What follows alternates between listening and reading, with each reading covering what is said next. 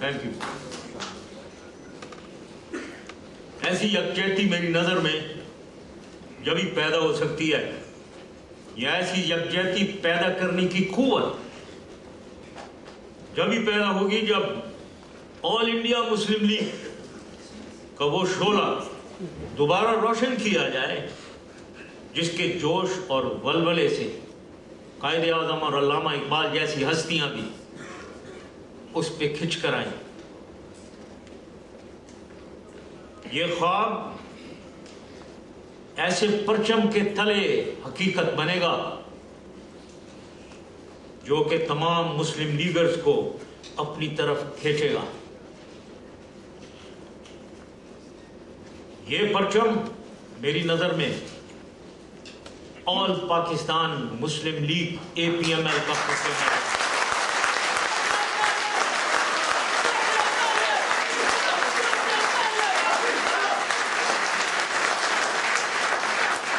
قائد اعظم نے پاکستان بنایا آل India Muslim league اور اس کے بعد آل پاکستان مسلم لیگ کے نیچے ہم قائد اعظم کا وہی پاکستان دوبارہ اسی آل پاکستان مسلم لیگ کے نیچے اسی جوش اور ولولے کے ساتھ انشاءاللہ تعالی دوبارہ بنائیں گے.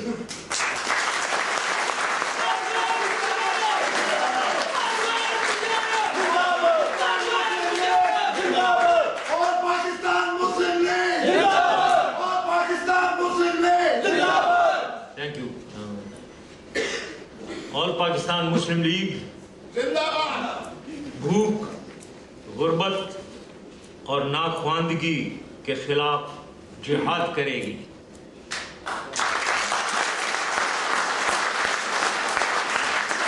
اور میں اس موقع پر جبکہ سیاست میں اپنی شمولیت کا اعلان میں نے کیا ہے، میں آل پاکستان مسلم لیگ میں بھی شمولیت کا اعلان کرتا ہوں.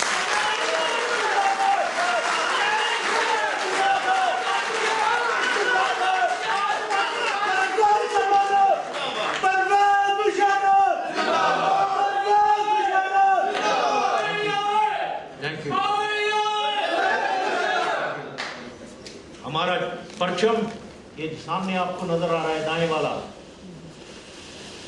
مسلم لیگ کا پرچم، لیکن اس میں چاند تارے کے نیچے سب سے پہلے پاکستان یہ نعرہ ہمارا ہے.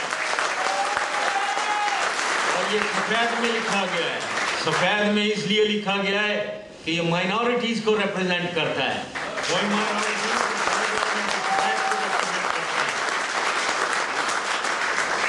اور ہمارا سمبل شاہین ہے یہ جو نیچے، کیونکہ شاہین سب سے اونچی پرواز کرتا ہے.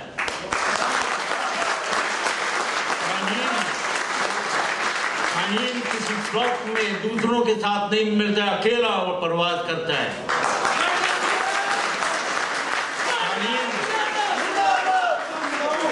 عوام تمہارے ساتھ ہے.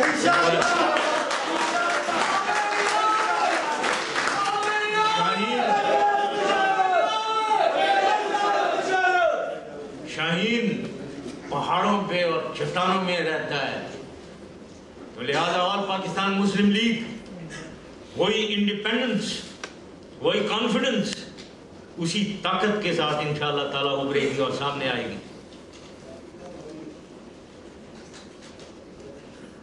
میرے بھائیوں اور بہنوں، اس وقت ہماری صدا ان سب کے لیے، تمام کے لیے جو موجودہ سیاسی حالت سے بیزار ہیں،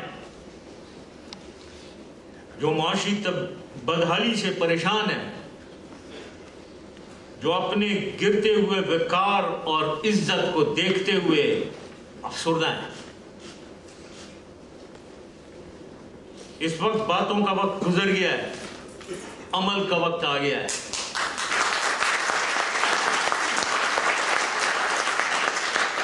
حالات کو اپنے پہ حاوی ہونے سے روکیں، حالات کو اپنے قابو میں لائیں، اپنی خودداری دوبارہ حاصل کریں، اپنے خوابوں کو حقیقت میں بنائیں. دوسروں کی بنائی ہوئی تاریخ کے دھارے میں بہنے کے بجائے اپنی تاریخ خود بنائیں. اور علامہ اقبال کے الفاظ میں خودی کو کر بلند اتنا کہ ہر صدا سے پہلے خدا بندے سے خود پوچھے بتا تیری رضا کیا ہے.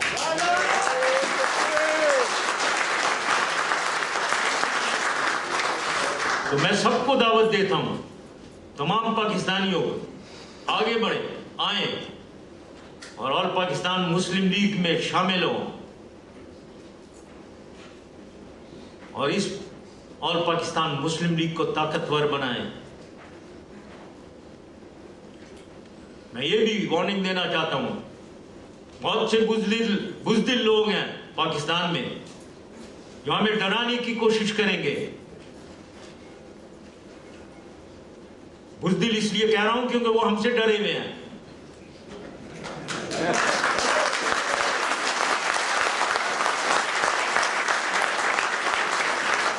میں یہ کہنا چاہوں گا جو ڈرتا ہے وہ کھوتا ہے اور جو دلیری دکھاتا ہے وہی پاتا ہے.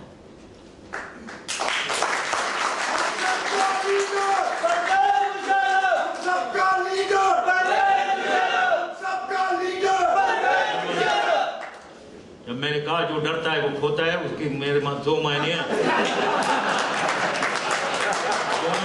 دونوں ہی اپلائی کرتے ہیں میرے خیال میں.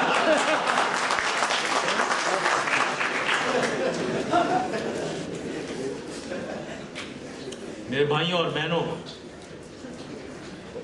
یہ نیا معاشرتی نظام 3 ڈاکیومنٹس پہ مشتمل ہوگا. سب سے پہلے تو قرآن حکیم، کیونکہ ہم ایک اسلامک ریپبلک کہلاتے ہیں، تو جو کچھ بھی ہم کریں گے، جو کچھ بھی ہم کانسٹیٹیوشنلی کریں گے وہ قرآن اور سنت کے مطابق ہوگا.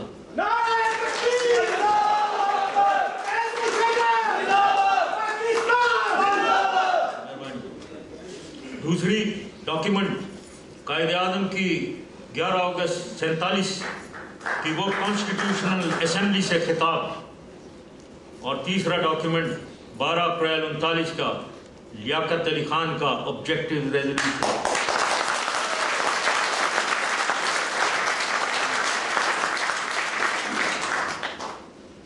اب میں بہت بریفلی کچھ چیزیں کور کروں گا، لیکن میرے خیال میں یہاں آپ کے پاس فولڈرز رکھے گئے ہیں جن میں ڈیٹیلز ہوں گی. خارجی تعلقات پاکستان، میری نظر میں ہم امن کے ساتھ رہنا چاہتے ہیں دنیا میں اور خطے میں، لیکن عزت اور وقار کے ساتھ امن. ہم اپنے عزت اور وقار کو سربلند رکھیں گے انشاءاللہ تعالی، کیونکہ ہم اپنی تمام تر دھیان ترقی، ملک کی ترقی اور عوام کی خوشحالی کی طرف دینا چاہتے ہیں. ہم ہندوستان کے ساتھ بھی مستقل امن چاہتے ہیں، لیکن یہ امن جبھی ہو سکے گی جب ہم تمام اپنے تنازعات کو پیسفلی ریزالو کریں.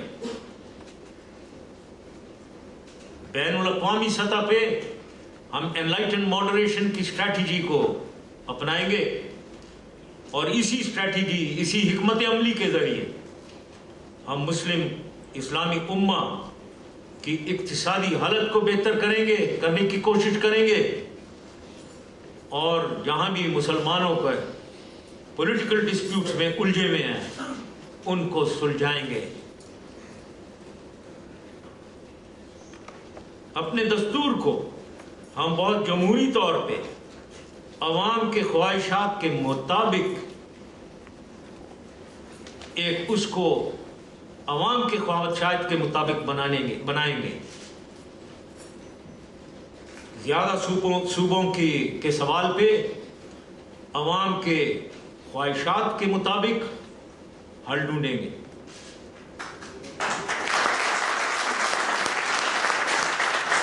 جمہوریت کی اصلی روح کو بحال کریں گے، خاندانی سیاست کا رواج جو پاکستان میں بنا ہوا ہے اس کا خاتمہ کر دیں گے،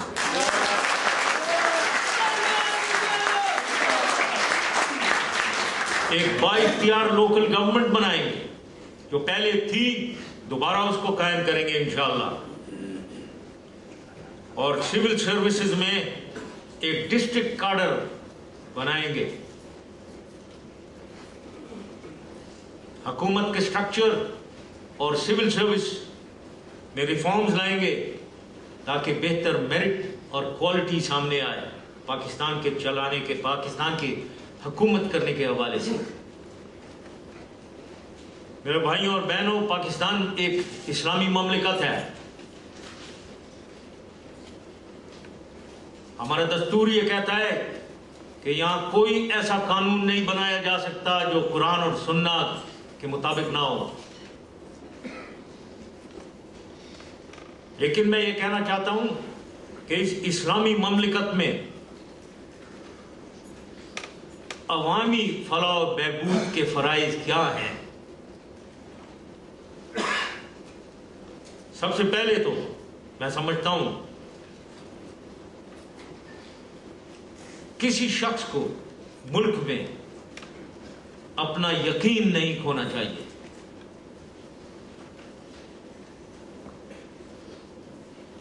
تمام عوام کی ملک میں برابری ہونی چاہیے، مذہب، ذات، زبان، علاقے سے بالاتر ہو کر برابری ہونی چاہیے،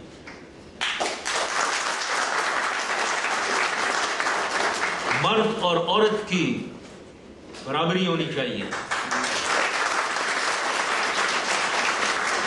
ہم خواتین کی تعلیم کی طرف خاص توجہ دیں گے اور ان کی ایمانسیپیشن کو فروغ دیں گے،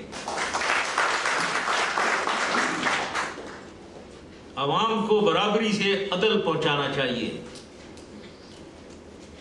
انصاف کے مواقع سب کے لیے فراہم ہونے چاہیے، امیر سے لے کر غریب ترین طبقے کے لیے، انشاءاللہ تعالی یہ کریں گے۔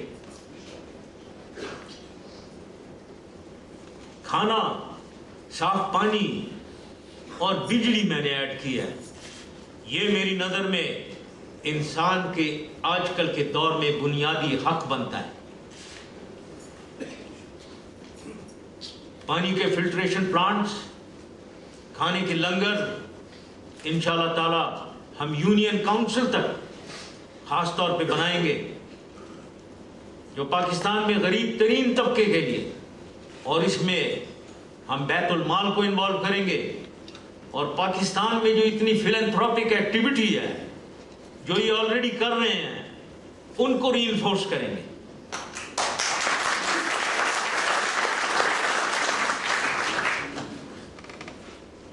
تمام وہ گاؤں جہاں بجلی، جہاں 50 گھر سے زیادہ ہیں، ان میں بجلی پہنچائی جائے گی انشاءاللہ تعالی۔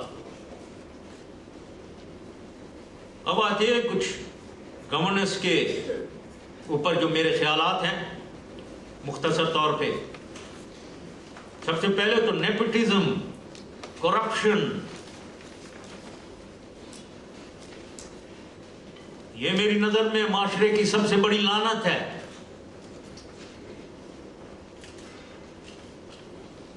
گورنمنٹ لیول پہ یا امیروں کے درمیان میں